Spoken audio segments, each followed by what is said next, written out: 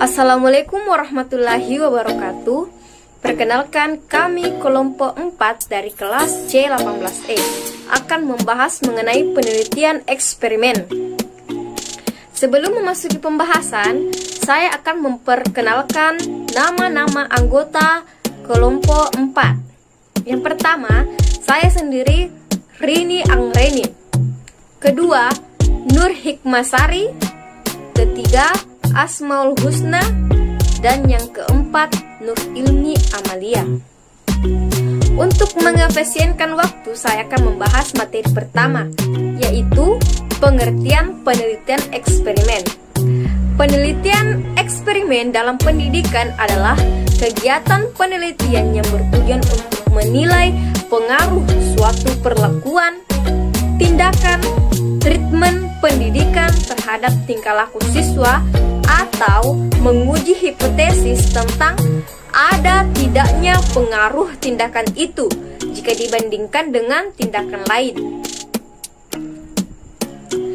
Materi selanjutnya, variabel dalam penelitian eksperimen. Variabel adalah segala sesuatu yang berkaitan dengan kondisi, keadaan, faktor, perlakuan atau tindakan yang diperkirakan dapat memengaruhi hasil eksperimen. Variabel terbagi dua. Yang pertama, eksperimental. Eksperimental adalah kondisi yang hendak diteliti, bagaimana pengaruhnya terhadap suatu gejala. Yang kedua, non-eksperimental. Non-eksperimental sebagian dapat dikontrol, baik untuk kelompok eksperimen maupun kelompok kontrol. Ini disebut variabel kontrol atau controlled variable. Akan tetapi, sebagian lagi dari variabel non-eksperimen ada di luar kekuasaan eksperimen untuk dikontrol atau dikendalikan.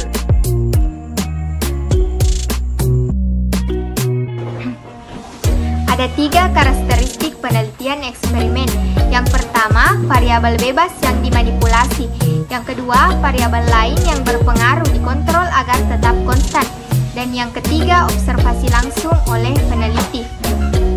Tujuan penelitian eksperimen. Tujuan umum penelitian eksperimen adalah untuk meneliti pengaruh dari suatu perlakuan tertentu terhadap gejala suatu kelompok tertentu dibanding dengan kelompok lain yang menggunakan perlakuan yang berbeda.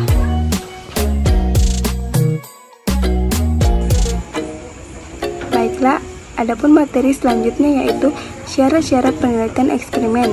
Menurut Wilhelm Wundt dalam ALSA 2024, yaitu yang pertama, dapat menentukan kapan dan di mana ia akan melakukan penelitian. Yang kedua, penelitian terhadap hal yang sama harus dapat diulang dalam kondisi yang sama. Yang ketiga, dapat memanipulasi, mengubah, mengontrol variabel yang diteliti sesuai dengan yang dikehendakinya. Yang keempat, diperlukan kelompok pembanding atau kontrol grup selain kelompok yang diberi perlakuan atau eksperimental group. Kemudian materi selanjutnya yaitu langkah-langkah pokok penelitian eksperimen. Yang pertama, lakukan telah kepustakaan. Yang kedua, identifikasi dan definisikan masalahnya. Yang ketiga, rumuslah hipotesis. Yang keempat, susun rencana eksperimennya. Yang kelima, lakukan eksperimen. 6. Aturlah atau susun data mentah yang diperoleh. 7. Terapkan uji signifikasi. Yang kedelapan, buatlah interferensi terhadap hasil penguji tersebut. Berikan diskusi dan buatlah laporannya. Validasi penelitian eksperimen terbagi menjadi dua, yaitu validasi internal dan validasi eksternal, di mana validasi internal merupakan derajat akurasi desain penelitian dengan hasil yang dicapai. Kemudian, validasi eksternal merupakan derajat akurasi apakah hasil penelitian dapat digeneralisasikan atau diterapkan pada populasi di mana sampel tersebut diambil. Contoh penelitian.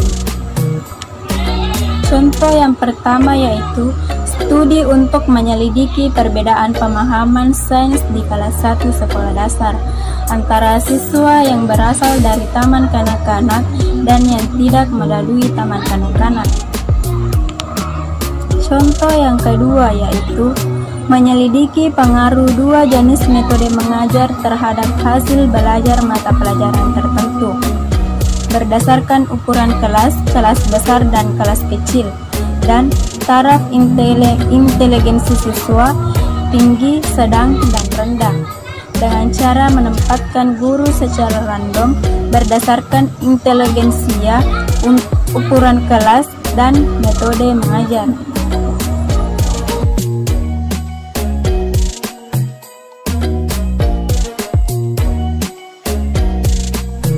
Berdasarkan pemaparan materi mengenai penelitian eksperimen, dapat kita simpulkan bahwa penelitian eksperimen adalah penelitian yang dilakukan untuk mengetahui pengaruh pemberian suatu treatment atau perlakuan terhadap subjek penelitian.